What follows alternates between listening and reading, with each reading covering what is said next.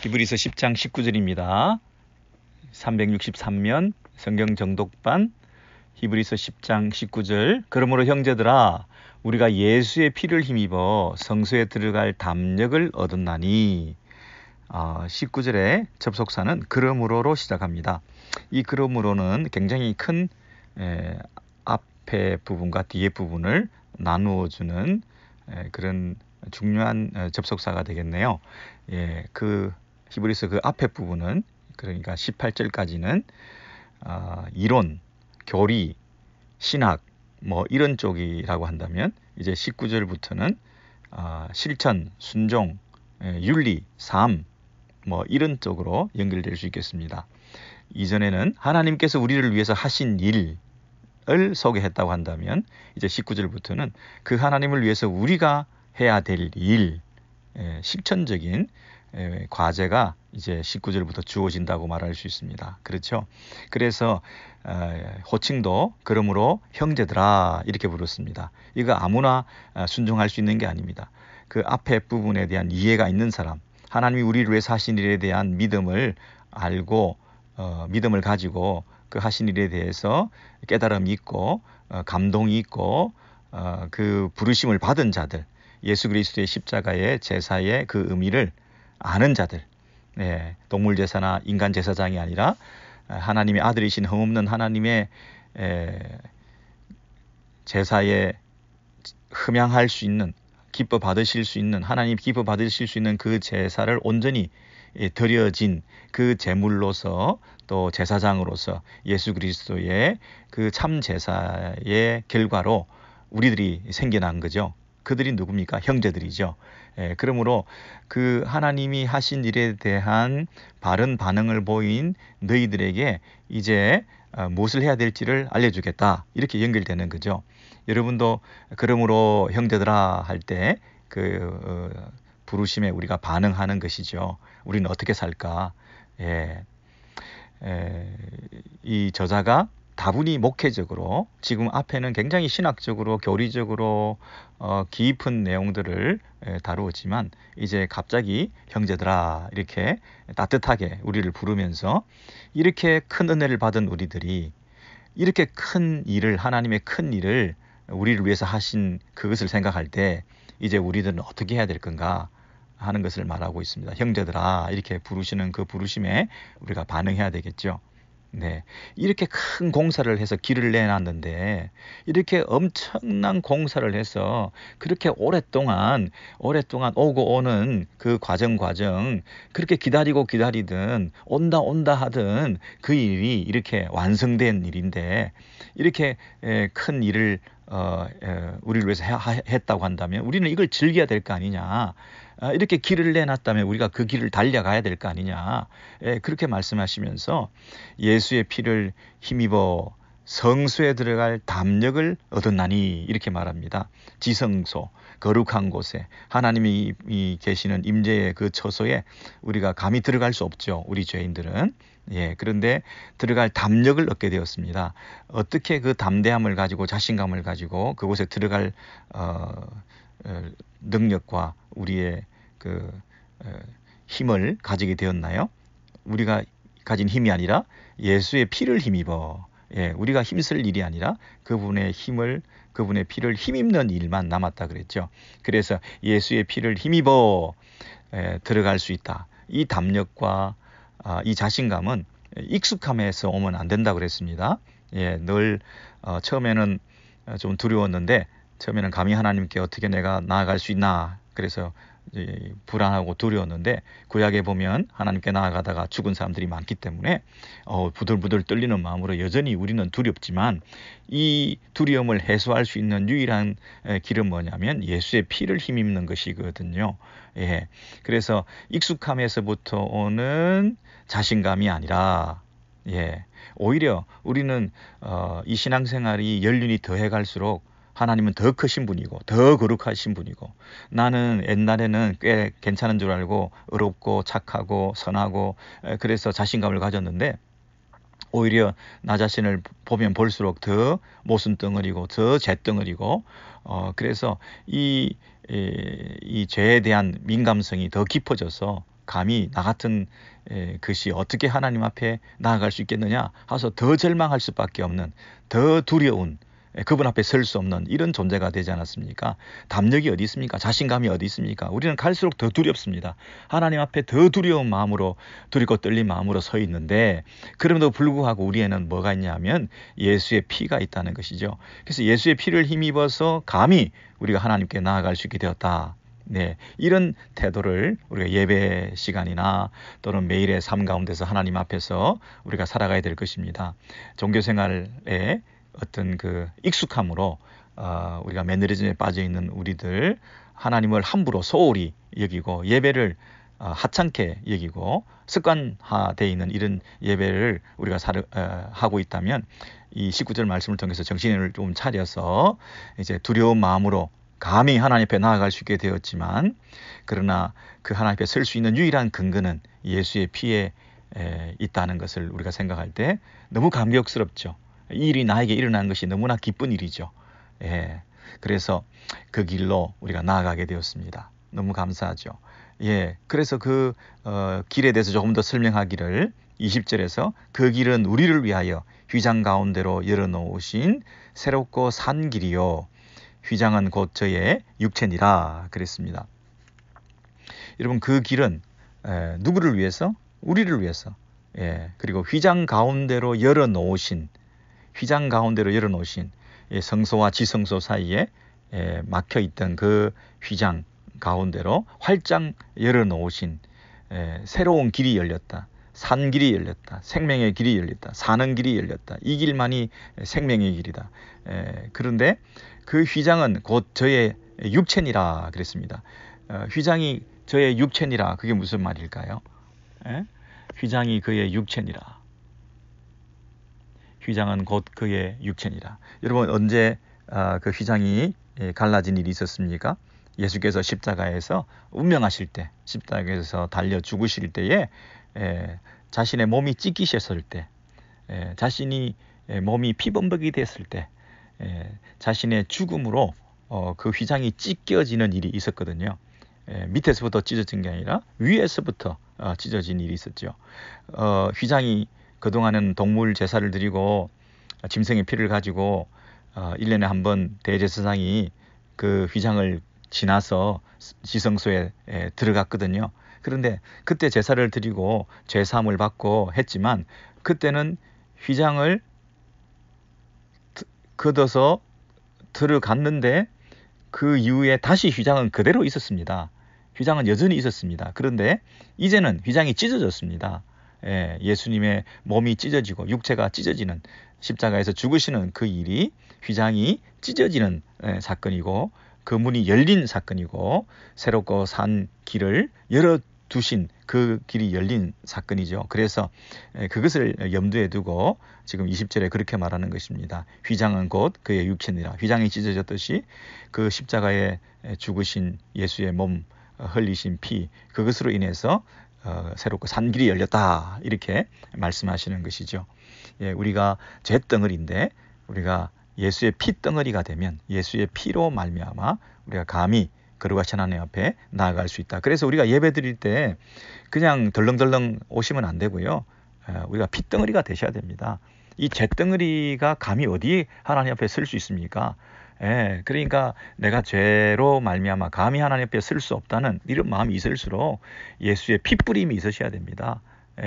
그래서 예배를 준비하시고 정결한 마음으로 물로 씻어 피로 뿌림을 받고 이제 거룩하고 흠이 없는 예수의 그 온전한 제사를 힘입어 감히 내가 예배하러 하나님 앞에 나아가는 그 제사, 그 예배가 얼마나 은혜스럽겠습니까?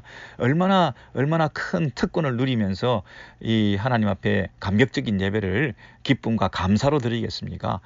그런 과정 없이 그냥 예배 드리면 예배 참석한 거에 그치고 말죠. 예배를 통해서 하나님의 지성소의 임재의 자리에 깊이 들어가는 그런 은혜가 없습니다. 여러분, 하나님을 만나지 않을 바에야 뭐 때문에 예배를 드립니까? 예배를 통해서 하나님 임재를 체험하지 못할 바에야 뭐 때문에 예배에 참석합니까? 그러니 이 나의 이 죄 문제, 그것을 덮어주시는 보혈의 능력을 체험해서 하나님의 지성소에 깊이 들어가는 그런 예배와 찬송과 기도가 있어야, 그리고 그 가운데에서 하나님께서 주시는 말씀을 받는 그런 그 예배가 있어야 이 예배 드림이 의미가 있는 거 아니겠습니까? 네. 그래서 너무나 이 기본적인 얘기들을 자꾸 반복해 드리는데요. 너무나 이 부분들이 우리가 잘 정리가 안 돼 있어요. 그냥 습관적으로 예배 드리는 게 너무 익숙해져 있는 것이고, 하나님 앞에 두렵고 떨리는 마음이 전혀 없어진 상태에서 너무 당당하게 우리가 예배 참석하고 교회에 오고 신앙생활하고 이러고 있는 거 아닌가. 우리가 성경책을 펼 때도 하나님을 대한다, 하나님 말씀하시옵소서, 그런 좀 하나님에 대한 경외심을 가지고 이렇게 해야 될 텐데, 그런 부분은 좀 많이 연약한 것 같아요, 우리가. 그죠? 네. 21절 또 보시면, 또 하나님의 집 다스리는 큰 제사장이 계심에 우리가 마음의 뿌림을 받아 양심의 악을 깨닫고 몸을 맑은 물로 씻었으니 참 마음과 온전한 믿음으로 하나님께 나아가자. 그 개역 개정으로 보니까 악한 양심으로부터 벗어나고, 이것이 좋은 번역 같습니다. 악한 마음의 뿌림을 받아 양심의 악을 깨닫고 보다는 마음의 뿌림을 받아 악한 양심으로부터 벗어나고, 더 이상 그 악한 마음의 자리에 그대로 눌려져 있지 않고 핏뿌림을 받아, 마음의 핏뿌림을 받아 그것들을 제거하고 깨끗한 양심을 가지고, 그 말이죠. 몸은 맑은 물로 씻음을 받았으니 이제 참 마음과 온전한 믿음을 가지고 하나님 앞에 나아가자. 그 영어 성경을 혹시 보시면 그 have 동사가 분사형으로 쓰이는데요. having, 그래서 무엇을 가지다 그러는데, 원래는 19절에 having의 목적어가 뭐냐면 담력을이 목적입니다.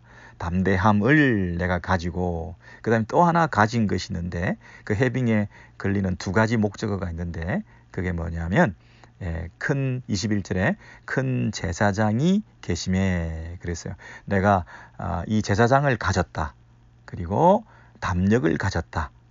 이 두 가지가 같은 내용이죠. 내가 왜 담력을 가지게 되었습니까? 우리를 인도해 주시는 완전한 제사의 효력을 우리에게 허락해 주신 큰 제사장이 있기 때문이죠. 큰 제사장이 있기 때문에 우리는 뭘 가진다고요? 담력을 가지는 거죠.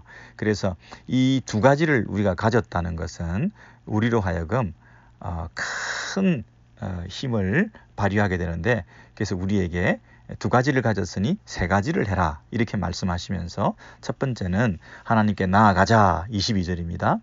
하나님께 나아가자. 이제 너희들이 이 엄청난 은혜를 입었으니 세 가지를 해야 되는데, 첫 번째는 하나님께 나아가자고요. 23절에 그 다음에 믿는 도리의 소망을 움직이지 말고 굳게 잡아라, 이렇게 두 번째고요. 그리고 서로 돌아봐, 24절에 사랑과 선행을 격려하며 서로 돌아보자 하는 세 가지를 하는 것을 말합니다. 그런데 그 세 가지 앞에 각각 뭐가 있느냐면 믿음, 소망, 사랑이 있다 그랬죠. 믿음으로 하나님께 나아가고, 믿는 도리의 소망을 굳게 잡고, 그 다음에 사랑과 선행을 격려하며 서로 돌아보자. 이 믿음, 소망, 사랑, 초대교회의 가장 기본적인 세 가지 덕목을 여기서도 우리에게 가르쳐 주시면서, 이 믿음, 소망, 사랑을 교회 안에 나타내 보여야 된다. 과연 그리스도인들이라고 한다면 이 세 가지가 있어야 된다, 이렇게 말씀해 주시는 것이죠. 그런데 이 19절부터 우리가 24절, 25절 이것을 보니까 이 내용이 앞부분에서 좀 비슷한 내용들이 많이 나왔거든요. 그게 어디냐면, 여러분 4장을 가서 보시면요. 4장을 가서 보시면 히브리서 4장입니다. 4장 14절 이하에 보시면, 그러므로 14절 찾으셨죠? 그러므로 우리에게 큰 대제사장이 있으니, 아까하고 똑같죠. 아까도 제사장이 우리에게 있으니 그랬잖아요. 승천하신 자 곧 하나님의 아들 예수시라. 우리가 믿는 도리를 굳게 잡을지어다. 여기도 있네요. 믿는 도리를 굳게 잡아라. 아까도 믿는 도리를 굳게 잡아라 그랬죠. 그리고 15절에 우리에게 있는 대제사장은 우리 연약함을 체휼하지 아니하는 자가 아니요 모든 일에 우리와 한결같이 시험을 받은 자로되 죄는 없으시리라. 16절 그러므로 우리가 긍휼하심을 받고 때를 따라 돕는 은혜를 얻기 위하여 은혜의 보좌 앞에 담대히 나아갈 것이니라. 여기도 담력을 가지고 나아가라. 하나님 앞에 보좌 앞에 나아가라 그랬죠. 그래서 14절부터 16절의 내용이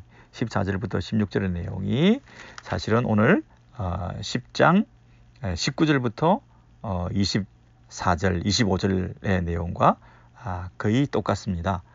거의 똑같은 이 내용을 양쪽에다가 가로로 우리가 묶어 놓으시면 거기 앞에 있는 그 5장 1절부터 4장 16절 이하에 있는 5장 1절부터 그리고 10장 18절까지 19절 이전에 그 18절까지는 양괄식으로 샌드위치 기법으로 묶여있는 큰 샌드위치가 되겠죠. 크게 묶어서 결국 같은 얘기를 반복해서 하고 있는데 그게 뭡니까?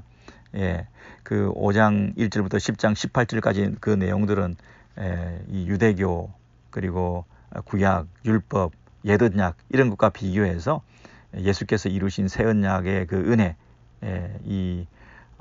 하나님 주신 이 완전한 제사를 드리신 그 예수의 사역이 얼마나 탁월하고 우월한가에 대해서 계속 설명해 주신 거죠.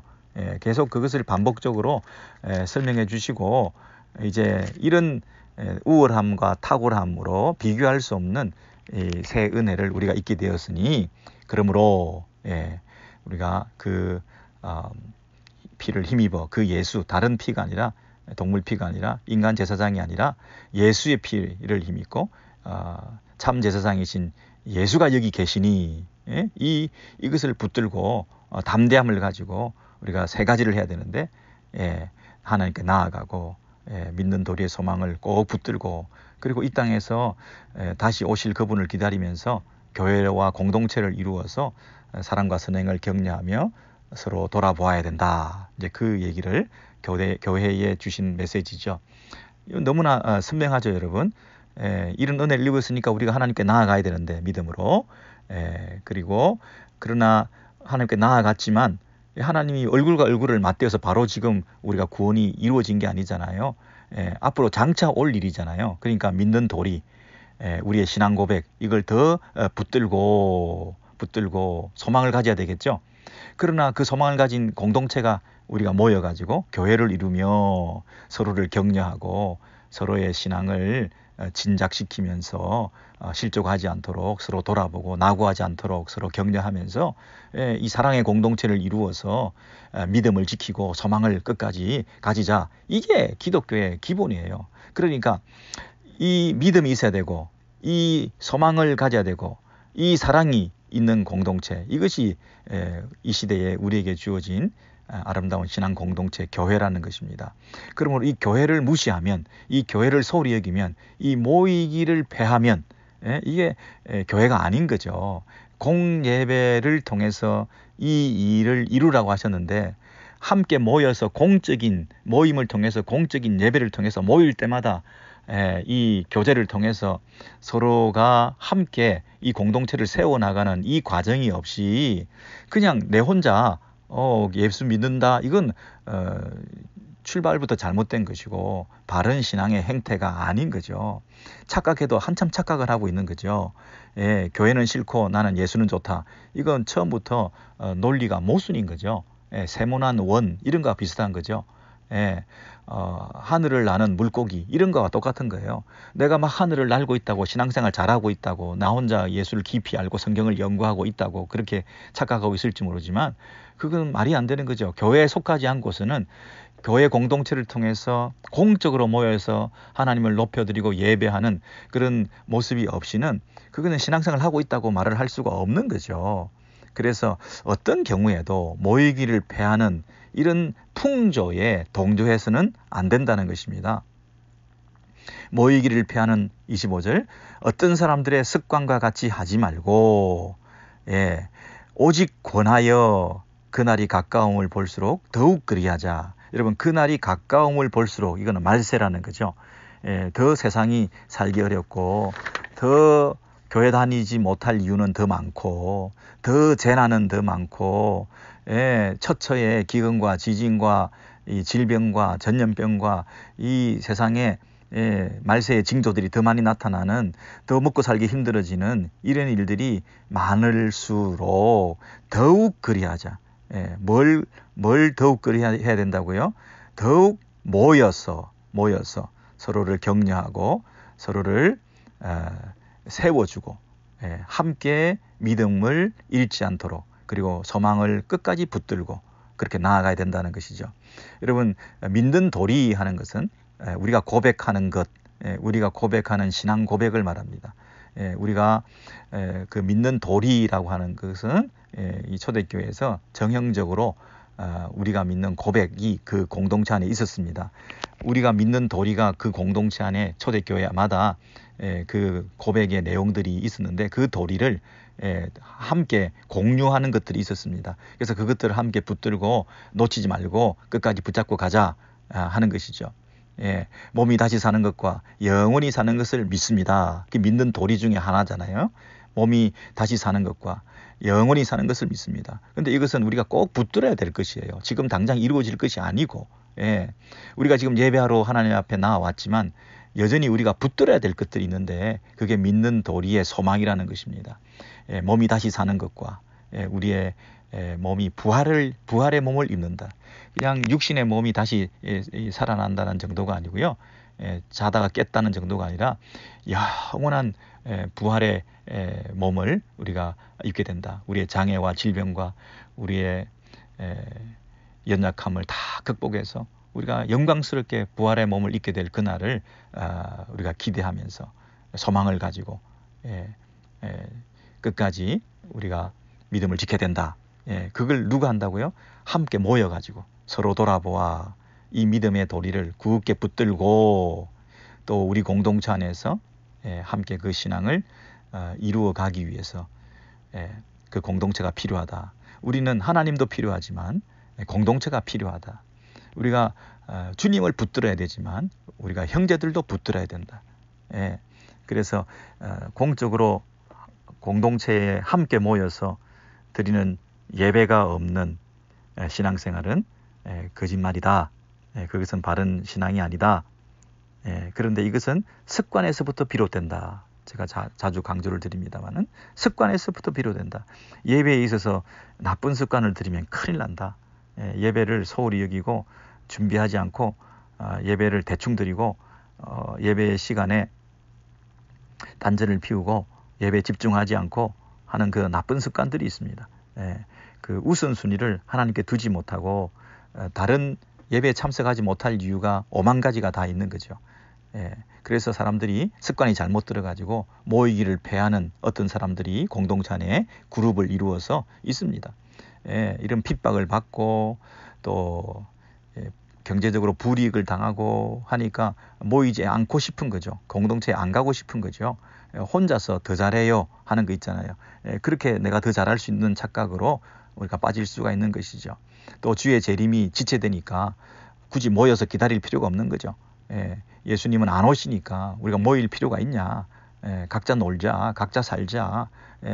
그렇게 이 긴급성이 없다 보니까 재림에 대한 그 임박한 절박한 이런 기다림에 대해서 느슨해지게 되다 보니까 함부로 모이기를 패하는 자들이 생기게 된 거죠. 이런저런 이유로 모이기를 원하지 않는 사람들이 더 많이 생기게 되는 그런 나쁜 습관과 풍조에 우리가 빠지지 말고 오직 권하여 모이기를 권하여 이 말이죠. 더 많이 더 자주 우리가 모여서 그 공동체에 그 기쁨을 누릴 수 있도록 더욱 그리하자 그랬습니다. 여러분 신앙생활에 있어서 공동체가 얼마나 중요한지 우리가 더 이상 말씀 안 드려도 되겠죠. 그 25절 이하에 보시면 이제 26절이 나오는데요. 26절의 내용과 25절 그 앞에 있는 구절들과 사실은 연결되어 있습니다. 26절에 가를 헬라어 뭐뭐 때문에 라고 하는 것이 연결되어 있습니다. 더욱 공적 예배에 열심을 가지고 모여야 되는 이유가 뭐냐 하면 26절에 뭐뭐 하기 때문이다 이렇게 되는 거죠. 그게 우리가 진리를 아는 지식을 받은 후 짐짓 죄를 범한 즉 다시 속죄하는 제사가 없고. 여러분 이 짐짓이라는 말을 여러분 어떻게 번역해야 되나요? 예, 이 짐짓이라는 말은 짐짓 이 고의적으로 이런 뜻인가요? 짐짓 딴전을 부렸다. 짐짓 마음으로는 그렇지 아니한데 일부러 그렇게 하는 거 있잖아요. 예, 놀라지도 않는데 짐짓 놀라는 척하다. 예, 알면서도 모르는 체한다. 짐짓 모른 체한다. 이런 표현을 쓰죠. 짐짓 딴전을 부린다. 그러니까 여기서 짐짓 하는 말은 부지간에 지은 죄가 아니고 죄를 고의적으로 지었다 하는 의미가 있습니다. 그렇죠? 26절이죠. 26절에 보면 영어 표현을 보면 죄를 계속해서 짓는 그런 것과 관련이 있습니다. 고의로 여기 고의로라는 말이 나오네요. 고의로 죄를 짓는 영어 표현을 봐도 고의를 죄를 짓는다 이런 말이 나옵니다. 그리고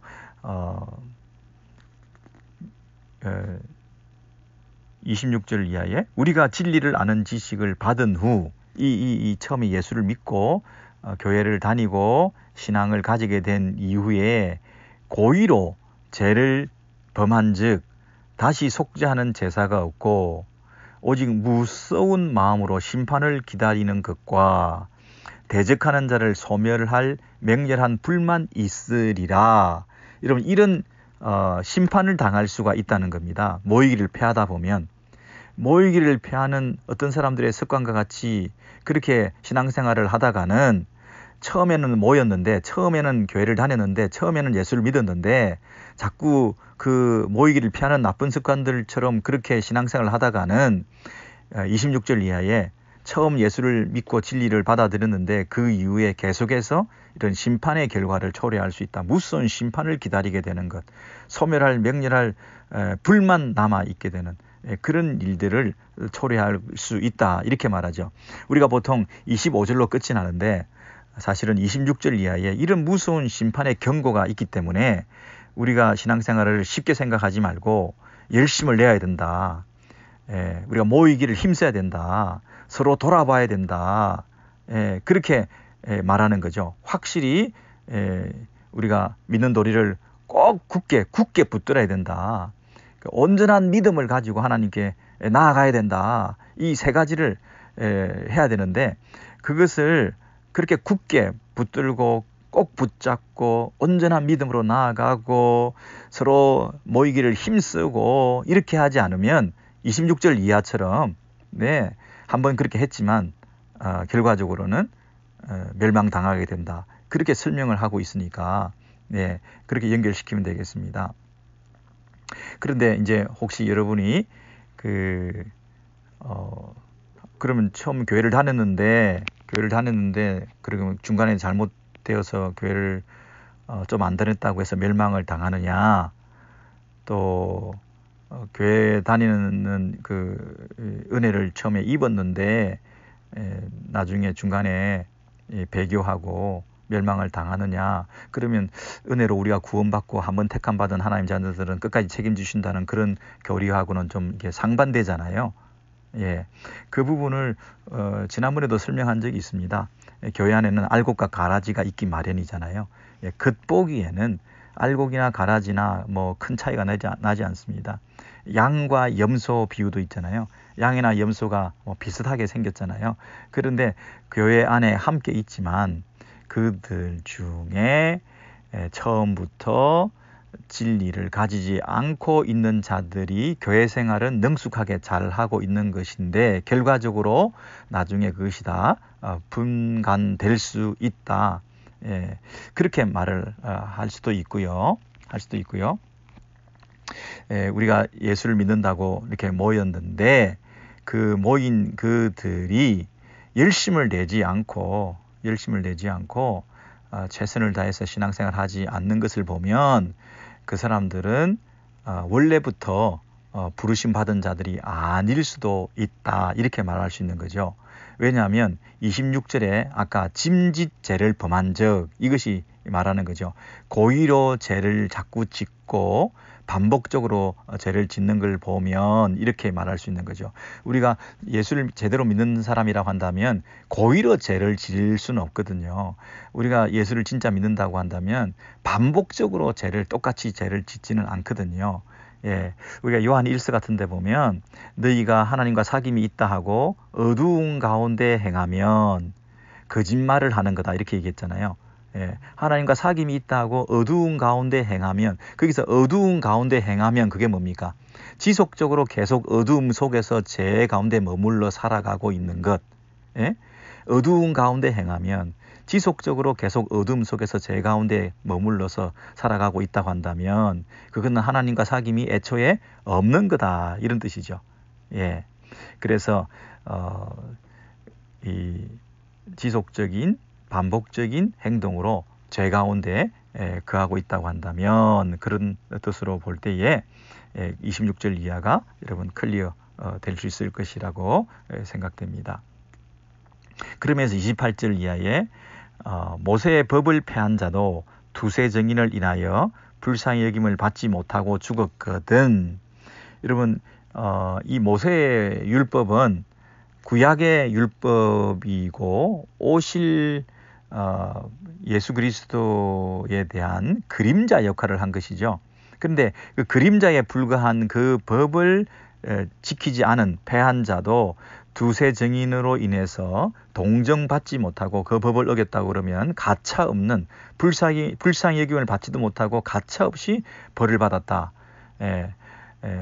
불쌍히 여김을 받지 못하고 죽었거든. 하물며 하나님의 아들을 밟고 자기를 거룩하게 한 언약의 피를 부정한 것으로 여기고 은혜의 성령을 욕되게 하는 자의 당연히 받을 형벌이 얼마나 더 중하겠느냐, 너희는 생각하라. 여러분 생각 좀 해보세요.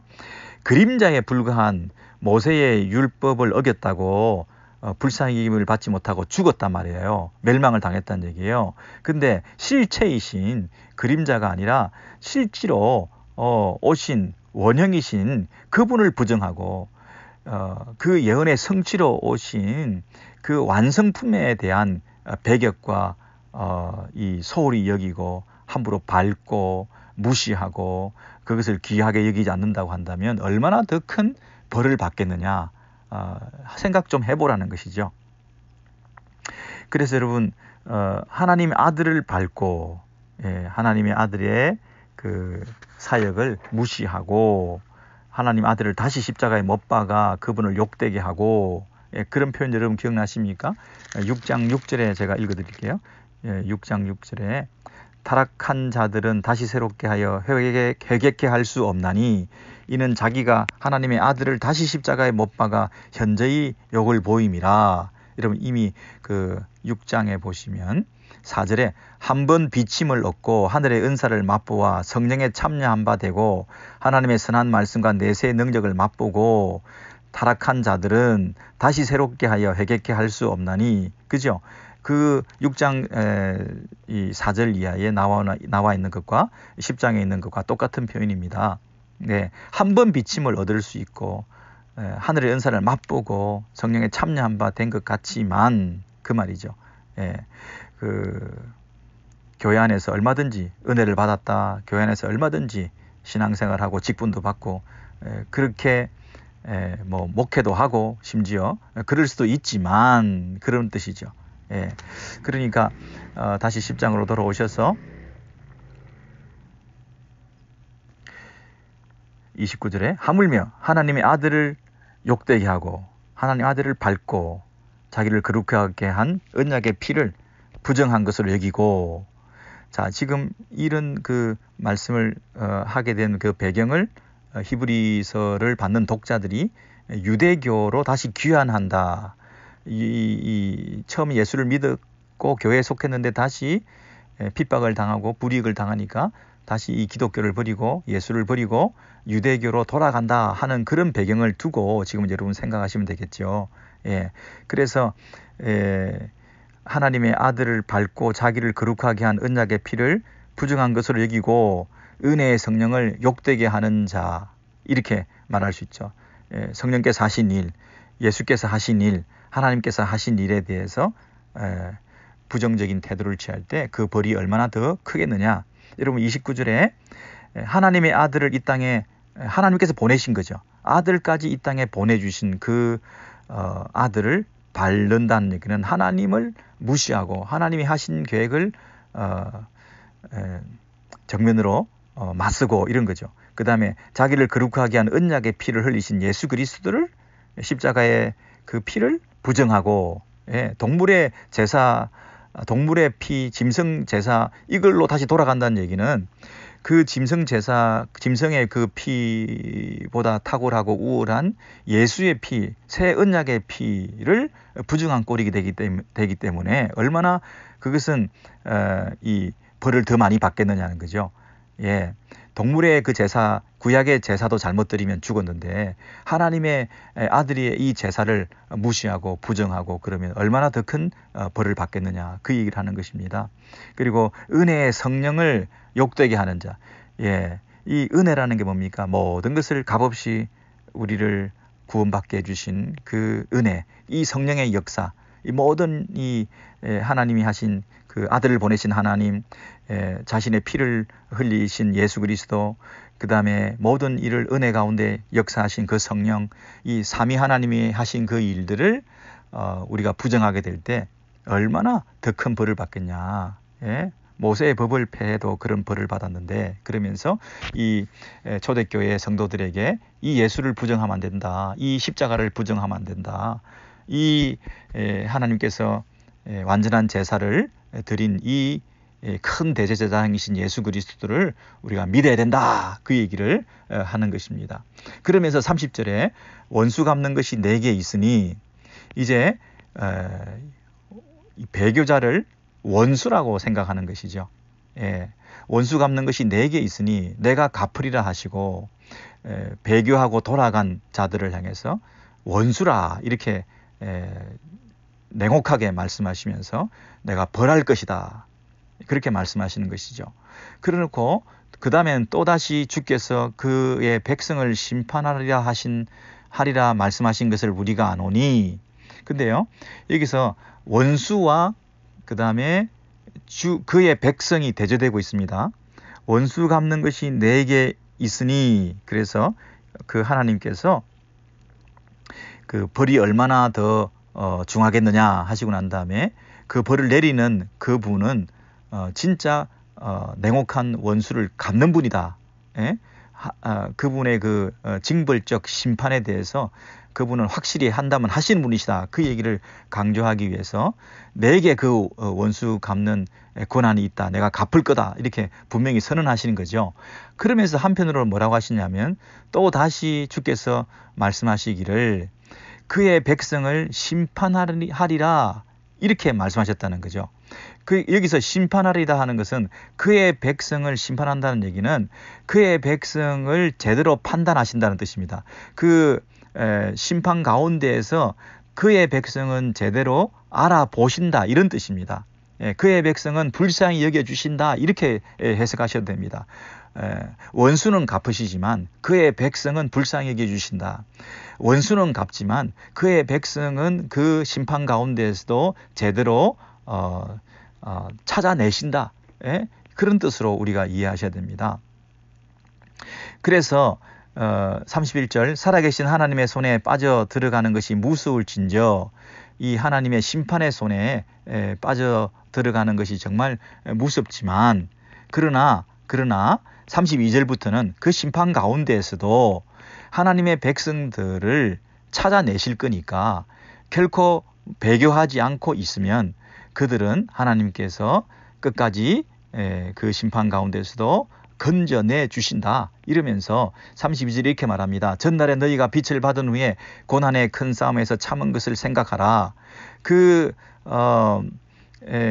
핍박과 환난 가운데서 배교의 길로 들어가지 말고 참고 견디고 여기까지 왔으니 끝까지 참아 견뎌서 이 하나님의 그 심판 가운데서도 믿음을 끝까지 지키는 그의 백성들을 향한 불쌍히 여겨주시는 그 은혜를 너희들도 덧입어라. 이렇게 말씀하시는 거죠. 그 30절에 여러분 그 원수 갚는 것은 내게 있으니 내가 갚으리라 하시고 또다시 주께서 그의 백성을 심판하리라. 이게 연결되는 거 아시겠죠? 이거 꽈배기로 연결되어서 심판도 하시지만 원수를 배교자들에 대한 심판도 하시지만 그 배교할 뻔한 원수 갚는 것에 원수를 우리에게 그 벌을 부어 주실 뻔한 그런 가운데에서도 우리가 참고 견뎌서 그 배교하지 않고 견디면 하나님께서 당신의 백성들을 건져내시고 제대로 판단하실 것이다 하는 그 약속의 말씀이 거기에 숨어 있는 것입니다. 그렇죠. 그래서 앞에는 심판에 대해서 얼마나 더 벌을 받겠느냐, 얼마나 더 중하겠냐, 그렇게 경고하시고 그 다음에 32절부터는 그 가운데에서도 잘 견디고 잘 참아내어서 오히려 큰 상을 받으라 이렇게 말씀하시죠. 32절 보세요. 전날에 너희가 빛을 받은 후에 고난의 큰 싸움에서 참은 것을 생각하라. 혹 비방과 환난으로서 사람에게 구경거리가 되고 조롱거리가 되고 모욕을 당하고 혹 이런 형편에 있는 자들로 사귀는 자 되었으니 이렇게 그런 처지에서 불쌍한 모습으로 살았지만 또 34절에 너희가 갇힌 자를 동정하고 너희 산업을 빼앗기는 것도 기쁘게 당한 것은 더 낫고 영구한 산업이 있는 줄 알미라.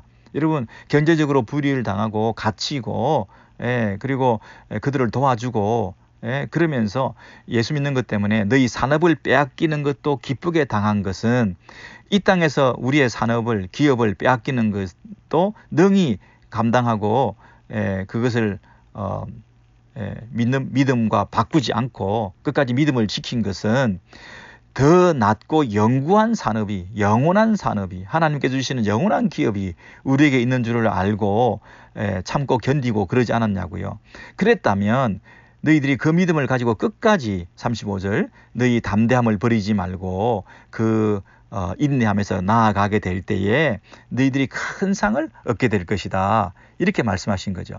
앞에는 얼마나 벌이 더 중하겠느냐. 그렇게 배교자들에 대해서 경고하고 그 가운데에서도 하나님의 백성을 하나님께서는 꼭 붙들어 주시고 믿음을 지키는 자들을 하나님께서 끝까지 구원해 내실 것이다. 하나님의 손에 건져내실 것이다. 그렇게 말씀하시면서 담대함을 버리지 마라. 이것이 너희들의 큰 상을 얻는 길이다. 이렇게 말씀하시죠. 그래서 36절에 너희에게 인내가 필요함은 너희가 하나님의 뜻을 행한 후에 약속을 받기 위함이다.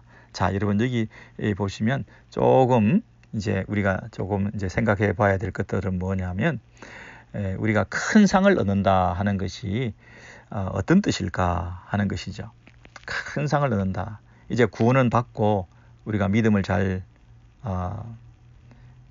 가지고 끝까지 인내하고 지키고 참아내면 이제 덤으로 더 큰 상을 받게 될 것이다. 흔히 우리가 이렇게 해석하기 마련인데요. 그렇게 되면 조금 어려움이 있습니다. 우리가 이것을 그 앞에 우리가 하나님을 부정하고 하나님이 하신 일을 믿지 않고 은혜의 성령을 욕되게 하고 하면 우리가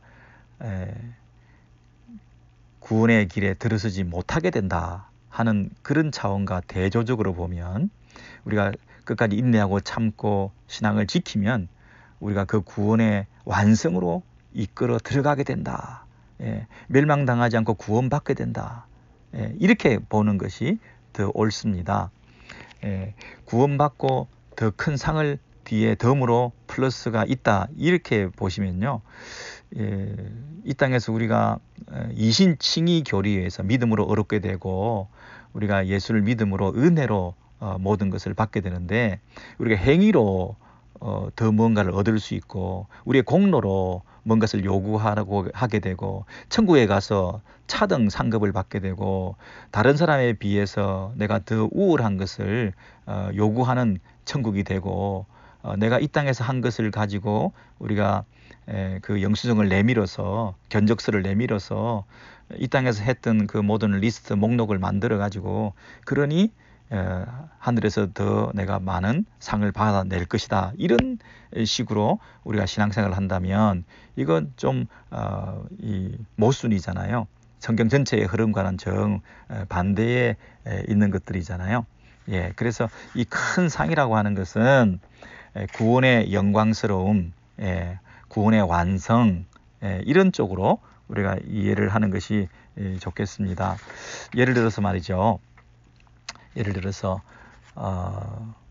로마서 5장 한번 살펴보시고 우리가 오늘은 마치고요. 다음 주에 또 이 덤으로 덧붙여서 제가 더 말씀드리도록 하겠습니다.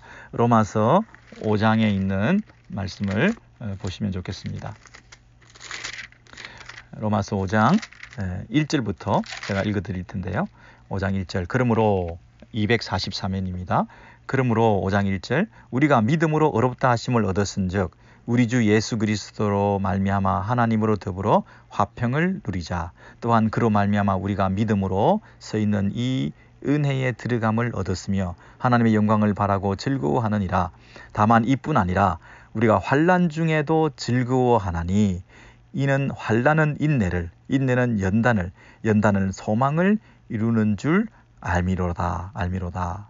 소망이 부끄럽게 아니함은 우리에게 주신 성령으로 말미암아 하나님의 사랑이 우리 마음에 부은 바 됨이니. 여러분 이 그 믿음으로 의롭다 되었다. 5장 1절입니다. 우리가 믿음으로 의롭다 되었다.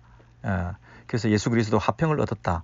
그런데 이뿐 아니라 3절 우리가 환난 중에도 즐거워하나니. 예? 우리가 믿음으로 어렵다 했는데요. 그 어렵다 한 것으로 끝나는 것이 아니라 우리의 구원이라고 하는 것은 믿음으로 어렵다 되었다. 칭의 어렵다 되었다. 이제 구원받았다. 그런데요. 우리의 구원이라고 하는 것은 필연적으로 환난 중에도 즐거워하나니. 그래서 이 환난을 통해서 인내를 이루고 인내는 연단을 이루고 연단은 소망을 이루는 이 과정이 모두 다 믿음으로 감당해야 될 구원의 과정이라는 거죠. 이것이 연단을 통해서 환난을 통해서 인내를 통해서 그 소망을 이루는 그 구원의 완성을 그 소망을 그 완전한 구원의 완성의 그날을 기대하는 그것이 성취되는 약속이 이루어지는 하나님이 약속하신 것이 온전히 이루어지는 그 구원을 우리가 받게 되는 것. 이게 큰 은혜라는 겁니다. 이게 큰 상이라는 것입니다. 이 구원의 그 반열에 우리가 완성된 모습으로 서게 된다는 것입니다. 우리가 선한 행위로 보상을 받는다 하는 것이 아니라 인내로 끝까지 믿음으로 말미암아 구원을 얻는다. 구원의 완성의 자리에 들어간다. 이렇게 보셔야 됩니다. 우리가 구원은 받고 그 다음에 상급이 있다 하는 것이 아니고요. 우리가 은혜로 구원받았는데 우리가 열심히 해서 공로를 통하여 더 큰 상을 나중에 기대할 수 있다. 이렇게 되는 게 아니고요. 처음부터 끝까지 다 은혜입니다. 처음부터 끝까지 다 믿음입니다. 그래서 믿음으로 말미암아 구원을 받는다. 그 구원이 얼마나 더 크고 영광스러운 것인가. 환난이 필연적으로 있는데 그 환난을 통해서 견뎌내고 인내하며 결과적으로는 소망을 이루는 그 영광스러움에 들어가는 그 자체가 구원이라는 것이죠. 예, 그 영광스러움을 설명하기 위해서 때로는 큰 상을 받는다. 이렇게 생각하는데 그 지상에서 우리가 일한 것에 대해서 품삯을 받는 잘한 것에 대한 보상과 칭찬으로 우리가 상을 받는 것으로 성경의 상 개념을 이해하면 곤란하죠. 우리의 선행이 하나님 앞에서 의롭다는 근거가 될 수가 없거든요. 우리는 오직 예수 그리스도의 의로 말미암아 우리가 의롭다함을 받는 거잖아요. 나의 나 된 것은 다 하나님의 은혜라. 내가 뭔가 내세울 수 있는 게 아무것도 없거든요. 예. 한 구절만 더 보겠습니다. 예, 디모데 후서를 보셔서 이 부분을 조금 더 미리 정리하고 가는 게 좋겠습니다. 디모데 후서 4장 7절 8절을 보겠습니다. 346면입니까? 디모데후서 4장 7절과 8절을 우리 같이 읽습니다. 네, 내가 선한 싸움을 싸우고 나의 달려갈 길을 마치고 믿음을 지켰으니. 여러분 여기 보세요. 사도 바울만큼 고생한 사람은 없죠. 사도 바울만큼 평생을 공로를 많이 쌓은 사람이 없죠. 하나님 보실 때 참 칭찬할 만한, 상을 많이 줄 만한, 우리하고는 비교할 수 없는 큰 차등 상급을 하늘에서 있다면 받을 수 있는 그런 분이 없죠. 그런데 이분이 자기가 선한 싸움을 싸우고 달려갈 길을 마치고 믿음을 지켰다. 한마디로 믿음을 끝까지 가지고 있었다. 그 얘기만 하고 있죠. 그리고 8절에 이제 후로는 나를 위하여 의의 면류관이 예비되었으므로, 이 믿음 하나만 지키고 끝까지 자기의 선과 공로와 노력과 이런 걸 한마디로 뭐라고 했냐면 믿음을 지켰다. 끝까지 믿음을 믿었다. 내가 믿었다라고 얘기를 하면서, 그래서 나에게 이제 예비된 게 뭐냐 하면 의의 면류관이 예비되었다 그랬습니다. 근데 그 의의 면류관은 의롭다함을 받는 구원을 말하는 거죠. 내가 죄인이었는데 정말 이 믿음 하나로 하나님의 의를 덧입게 된다. 그랬는데요, 그 의의 면류관은 나를 위하여 예비되었으므로 주 곧 의로우신 재판장이 그날에 내게 주실 것이니. 그래서요, 의로우신 재판장이 그날에 그 의의 면류관을 내게 입혀주실 것이다, 씌워주실 것이다, 내게 주실 것이다 그랬죠. 근데 뭐라고 하느냐면 내게만 아니라 주의 나타나심을 사모하는 모든 자에게니라. 똑같은 의의 면류관을 내게만 주시는 게 아니라 주의 나타나심을 사모하는 모든 성도들에게 차별 없이 동등하게 차등 없이 같은 의의 면류관을 그들에게도 주신다 그랬거든요.